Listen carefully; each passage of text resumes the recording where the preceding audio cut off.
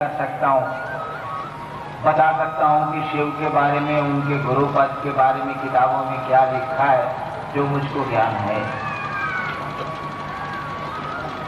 लेकिन जिस दिन मैंने शिव को गुरु माना था, मुझको किसी ने नहीं कहा था और न मैंने किताबों से ही जाना था कि शिव गुरु होते हैं। शिव को गुरु मानने के बाद 1974 में 1982 तक मैंने किसी को नहीं कहा कि शिव गुरु होते हैं। दिन में मैंने कहा था कि आप तो शिव को गुरु मानते हैं, अब पहले अपने विचार पे निर्णय लेके। आज कोई भी शिव को गुरु मानता है, सामान्यतया वो निर्णय लेता है, सोचता है कि गुरु बना लेते हैं, शिव को गुरु बनाना है, वहां धोखाधड़ी का सवाल नहीं है। ठीक ही तो है कि शिव गुरु हैं, घर घर के बाबा हैं, उनके बारे में कहा गया है कि गुरु हैं वो। चलो भगवान भी मानते हैं तो गुरु भी बना लेते हैं। आप तो विचार करते हैं। विश्वास जैसी चीज में कदम बढ़ाते हैं शिव को गुरु मानने की दिशा में। मैंने तो दिन में कहा कि पूरे अविश्वास, पूरी अश्रद्धा के बीच मैंने शिव को अपना गुरु माना था और 8 वर्ष तक मैंने किसी को नहीं बताया कि मेरे गुरु शिव हैं, क्योंकि मुझको लगता था कि शिव को गुरु मान के भी कुछ हासिल होने वाला नहीं है। तरह तरह के प्रश्न मेरे मन में पैदा होते थे, बिल्कुल स्वाभाविक है कि पैदा होंगे। बताइए भाई साहब, मैं किससे सवाल करता, कौन मेरे सवालों के उत्तर देता? आज तो बड़े मजे में प्रश्न उत्तर कार्यक्रम रख दिया शिव सिद्ध परिवार सीतामढ़ी ने, और प्रश्नों की एक लंबी सूची आ गई मंच पे। रखा लक्ष्मी यादव जी ने, प्रश्न का उत्तर दे रहे हैं हम लोग। कोई बात नहीं, भाई का भार तो भाई वहन करता है। लेकिन सोचिए तो जरा, 1973 से लेकर 1982 तक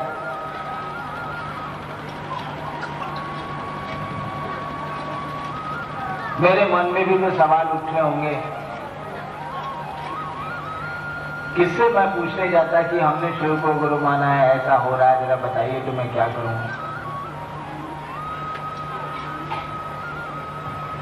और मैं उत्तर देने आज बैठा हूं। किसी ने मुझको सवाल का जवाब नहीं बताया और मैं उत्तर दे रहा हूं आज। आपके दूसरे गुरु भाई उत्तर दे रहे हैं, औरों के साथ तो हो सकता है कि उत्तर उन्होंने सुना हो मुझसे। मैंने किससे उत्तर सुना है? किसी को नहीं सुना। एक बात जान लें आप, मन में सवाल अगर पैदा हो जाए, आदमी के मन में प्रश्न अगर पैदा हो जाए, उत्तर है, उत्तर मिलता है। आपके मन में अगर सवाल पैदा हो जाए तो उत्तर मिलेगा। आप किसी से पूछें अथवा ना पूछें, वो प्रश्न आपको पागल किए रहेगा और उत्तर तक वो खुद ही पहुंच जाएगा। इसीलिए इसकी चिंता, इसके लिए क्रोध नहीं करना चाहिए कि मंच पे सवाल भेजा था, उत्तर नहीं मिला। अगर आपके गुरु प्रश्नकर्ता के गुरु शिव हैं, तब तो उनको बिल्कुल चिंता नहीं करनी चाहिए। प्रश्नों के उत्तर तो गुरु को देने होते हैं, गुरु देते हैं। और गुरु बोली से उत्तर देंगे तो काम नहीं चलेगा। आज का कोई गुरु अपने शिष्य को अगर बोली से समझाएगा तो शिष्य नहीं समझने जा रहा। कहां समझे हैं हम आप? बचपन से लेके बहुत दिनों तक तो समाज ने सिखलाया, चोरी नहीं करनी चाहिए, झूठ नहीं बोलना चाहिए, हर एक आदमी को भाई समझो, हर एक माता को माँ, अपनी माँ समझो, बहन समझो। बचपन से तो सिखलाया समाज ने। सुनते सुनते तो कान पड़ गए, व्यवहार में क्या है? जब धरती पर 55 से लेकर 25 साल तक नीति की बातें सुनते सुनते कोई प्रभाव नहीं पड़ा, कौन समाज आपको कहता है कि चोरी करो? कौन पिता अपने पुत्र को कहता है कि तुम चोरी की आदत डालो? कोई नहीं कहेगा अपने पुत्र को। सभी कहते हैं पढ़ा बउआ, झूठ ना बोले के चाहिए, ठीक से रहो, ऐसा काहे करता रहो। सभी माँ बाप कहते हैं। कहां असर पड़ रहा है आज के उस मस्तिष्क पर? नहीं असर पड़ रहा।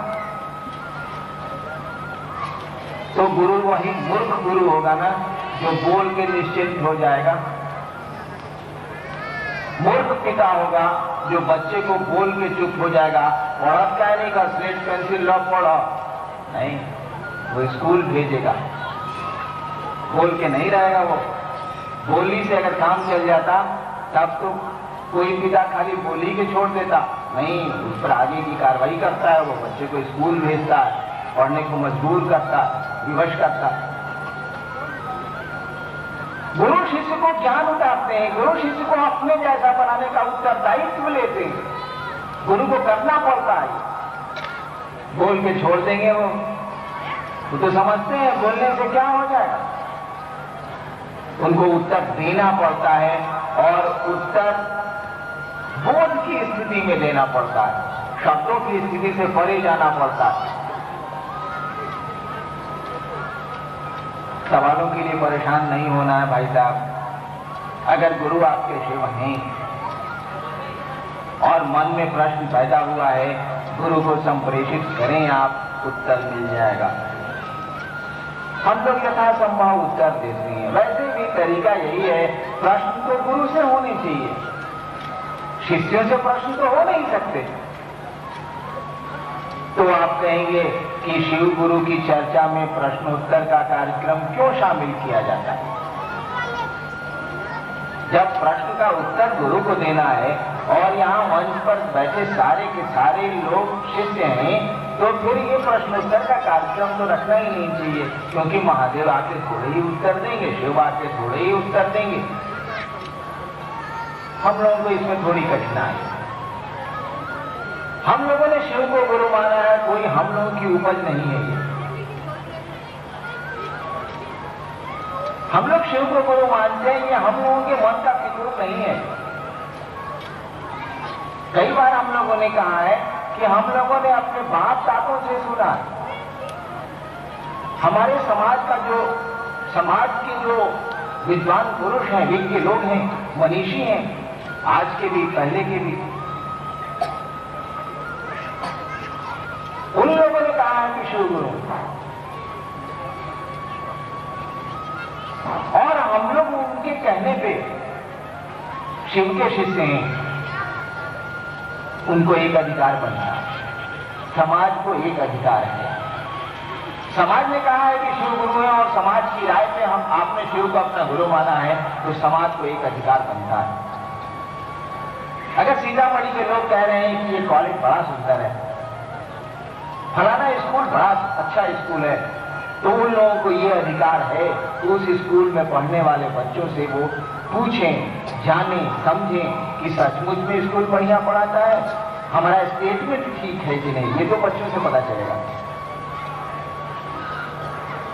बच्चे बताएंगे कि स्कूल में पढ़ाई कैसे होती है, बच्चों में आया ज्ञान बताएगा स्कूल कैसा। जब भारतीय जनमानस इस बात को कह रहा है कि शिव गुरु हैं,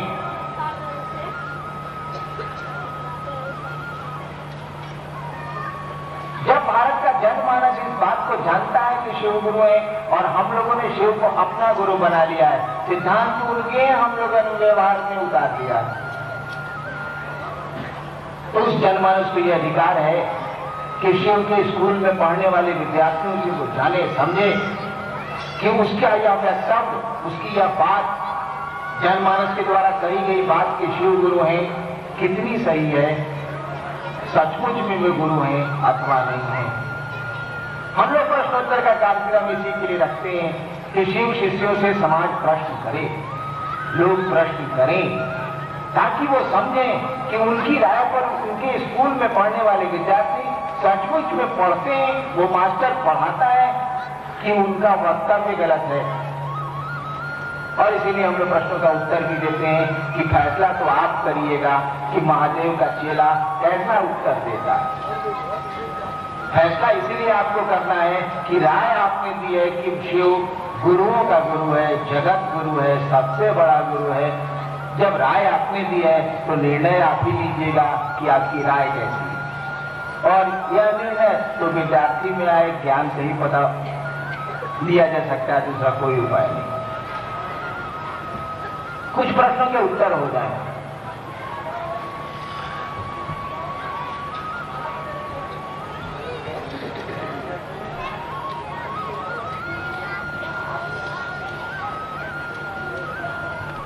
रहना चाहते हैं और बिल्कुल रहने जैसा आचरण करते हैं और जाना पड़ता है, मन इस बात को समझता क्यों नहीं? सूरज ढलने के बाद चिड़िया अपने घर को स्वतः लौट आती है। कोई नहीं कहता कि अंधेरा हो जाएगा, तुमको दिखेगा नहीं, गौरैया लौट जाओ घोंसले को ना। और कम वक्त आदमी है 80 साल का हो गया है और कह रहा है कि गाड़ी का रजिस्ट्रेशन ना बैठो या गाड़ी का रजिस्ट्रेशन सिटी ऑफिस में करवा लिया। 80 साल का हो गया और जगत की चिंता में एक बात भी वो नहीं सोच रहा है कि जाएंगे हम यहां से। रिटायर कर गए लोग, मेरे परिवार में बहुत सारे लोग रिटायर कर गए, अच्छी अच्छी नौकरी से रिटायर किए। रिटायर किए हुए भी 10-12 साल हो गए और मुझसे ज्यादा परेशान है मेरे धन के लिए वो लोग, मुझसे ज्यादा परेशान है घर के लिए वे लोग। हमने एक बार कहा काहे इतना फिक्राइल बनी के जैसे बाप चलो नहीं चाहिए जैसे थोड़ी मकानों का काहे ऐसा चिंतित बनी हुआ। कम वक्त चिड़िया को भी शाम होने के पहले ये पता होता है कि अंधेरा हो जाएगा, कैसे लौटेंगे घर को। जाने का वक्त आ गया है, चला चली की बेला है और मगन है आप धरती की ओर भागने को। एक शायर ने बड़ा सुंदर कहा है, मैंने अपने सरकारी कक्ष में भी इसको लिख के टांगा। एक शायर ने कहा नजर सुए कदम सुए मरकत। एक शायर ने कहा कि कदम सुए मरकत, सुए मन तरफ हमें क्या जो आंसू उजाले हुए हैं कि हम तो अंधेरों के पाले हुए हैं, सुमन तरफ कदम सुए मरकत, पांव बढ़ रहे हैं कब्र की ओर, मतलब मन कब कदम सुए मरकत, पांव बढ़ रहे हैं मौत की ओर, कब्र की ओर। नजर सुए दुनिया, कदम बढ़ रहे हैं कब्र की ओर और आंखें देख रही है दुनिया की ओर। चल रहे हैं पूरब, आंखें देख रही है पश्चिम। कदम सुए मरकत, पांव बढ़ रहे हैं कब्र की ओर। नजर सुए दुनिया, कहां जा रहे हो, किधर देखते हो? भाई जिधर चलिएगा उधर देखिएगा कि नहीं देखिएगा। यातायात का ऐसा ही नियम है ना, ट्रैफिक रूल्स ऐसा ही है ना। कदम सुए मरकत, देखिए इंसान की स्थिति, कदम सुए मरकत, कब्र की ओर पांव बढ़े चले जा रहे हैं, कब्र की तरफ पांव बढ़ रहे हैं। नजर सुए दुनिया और आंखें दुनिया की ओर देख रही हैं। ये साल पोतवा बीए में पढ़ फेल तो गई लो, बड़ा चिंता बस सुबह से शाम पूछा कि बीए में फेल होने के लिए चिंतित है। नजर सुए दुनिया, कहां जा रहे हो, किधर देखते हो? भैया किधर जा रहे हो उधर देखोगे कि नहीं देखोगे? दुर्घटना तो ही जाएगी।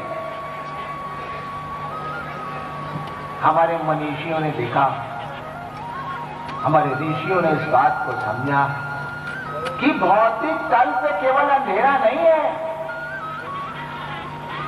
यहां दिन के उजाले में खिड़कियां बंद कर देने से अंधेरा जो छा जाता है वो केवल भौतिक तल पे नहीं है, फिजिकल प्लेन पे केवल नहीं है, मन के तल पे भी अंधेरा है। मन भी हमारा अंधकार में है और अंधेरे में सही स्थिति की प्रतीति नहीं होगी। अंधेरे में सही चीज को आप नहीं जान सकते हैं। सांप को रस्सी समझ लें तो कमबख्त काट खाएगा और रस्सी को सांप समझ लें तो भागने की प्रक्रिया शुरू हो जाएगी। दोनों स्थिति ठीक नहीं है।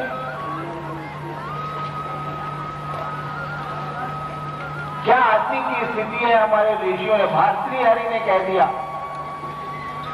कई बार कहा है मैंने, आपको फिर दोहराता हूं। कई बार लोग कहेंगे महादेव को गुरु माने, चैन में नहीं मिलता। ट्रेन में चढ़ जाइएगा, कहिएगा कि जी हम खड़ा होना चाहते हैं, कैसे खड़ा हो जमीन पर? तो ट्रेन में उतरिएगा तब न भाई, ट्रेन में चढ़े।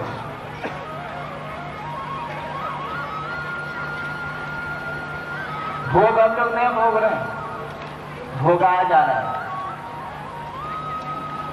हम लोग सुख कहां भोगते हैं? सुख में हम लोगों को भोगता। और मन जब राजा होता है तब नो आराम है, मनवा गुलाम होगा तो आराम है। हम लोग कपड़ा कहां पहनते हैं? कपड़े हम लोग के मन को गुलाम किए हुए।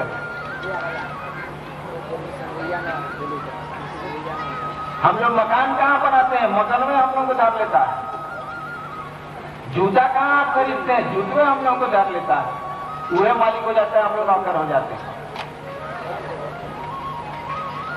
हम लोगों के भोग के साधन हम ही को गुलाम बना लेते हैं। और जब भी गुलाम होते जाइएगा ना तो कष्ट बढ़ेगा, स्वतंत्रता छीन जाएगी, सुख खत्म हो जाएगा, शांति खत्म हो जाएगी। भर्तृहरि हरि कहते हैं कि भोगा न भुगता वैमी व भुगता, गोरखनाथ के चेला। भोग को हम लोग कहां भोगे? अपने भोगा आ गए। इधर मैं बड़ा निश्चिंत था, 3-4 साल पहले मैं एक स्कूटर खरीद लिया, लाइट ना लगा 100 रुपये। जब से खरीदा हूं स्कूटर मेरे लिए हेडेक हो गया। वही मेरा मालिक, परेशान रहता हूं कि कोई उठा के नहीं ले जाए उसको। स्कूटर अपने आराम के लिए मैंने खरीदा था, अब स्कूटर के आराम के लिए मैं जीता हूं। मकान आप अपने सुख के लिए बनाते हैं, जीवन भर उसके सुख के लिए अब आप रहेंगे। वो तो बन गया, अपने सुख के लिए बनाया था ना आपने, हमने। जीवन भर उसी मकान के सुख के लिए जीना पड़ता है आदमी को। ऐसा नहीं है कि भोग गलत है। मैं पटने में सरकारी निवास में रहता हूँ, टेलीफोन सरकारी, गाड़ी सरकारी, ऑफिस में पंखा सरकारी, कारपेट सरकारी, टेबल सरकारी, कुर्सी सरकारी। लेकिन मोह कहाँ होता है? मेरी अपनी कलम खो जाए तो मन घोर हो जाता है, सरकार की कलम टूट जाए तो मन कुछ भी घोर नहीं होता। नाजिर बाबू कलम कीन के लेते आइएगा, साला कलम खराब हो गया। देखिए भोग तो उसी का भोग रहे हैं ज्यादा। अपनी कलम से हम लोग कहाँ लिखते हैं, पॉकेट में पड़ी रहती। भोग भोग रहे हैं सरकारी कलम का, और उसके खोने पर कोई दुख नहीं होता, उसके खराब होने पर कोई चिंता नहीं होती है। आराम तो उसी से मिल रहा है। मैं विगत 9 वर्षों से ऑफिस फ्लैट में रह रहा हूँ, बिहार सरकार का मकान है। 5 को 6 को 10 को फोटो में महादेव का और ईसा मसीह का और काबा मदीना का टांगे हुआ हूँ। मेरे ड्राइंग रूम में अधिकांश लोग गए हैं, देखा है उन लोगों ने। मेरे पिताजी ने भी मुजफ्फरपुर में मकान बनाया है। एगो काठी ठुकिएगा है साहस, कलेजा में काठी घुसेगी, कलेजा में। हे मकान के दीवार में छेद हो जाएगी, का कोयला तू। अगर मेरा बच्चा लिख दे पेंसिल से मेरे पिताजी के मकान में ना, तो मुझसे भय ना हो तो गोलियां चल जाए, कलेजा फट जाएगा। मेरे मकान के दीवार पर किसी ने लिख दिया, हो बाप जुल्म हो गया, पुजारा कराना पड़ेगा। उस साला मकान किसके काम के आ रहा है? साला मकान की नौकरी में तो हम जी रहे हैं, उसकी सुविधा में तो मेरे प्राण सूख रहे हैं। अपने सुख के लिए बनाया था ना। और जब भी मन गुलाम होगा दुख किसको होगा? ऐसा नहीं है कि भोग से भोग में गलती है। शिव भोगाधिपति कहे जाते हैं, भोग के अधिपति कहे जाते हैं। भोग देते हैं वो, लेकिन भोगने के लिए देते हैं, भोगाने के लिए नहीं देते वो।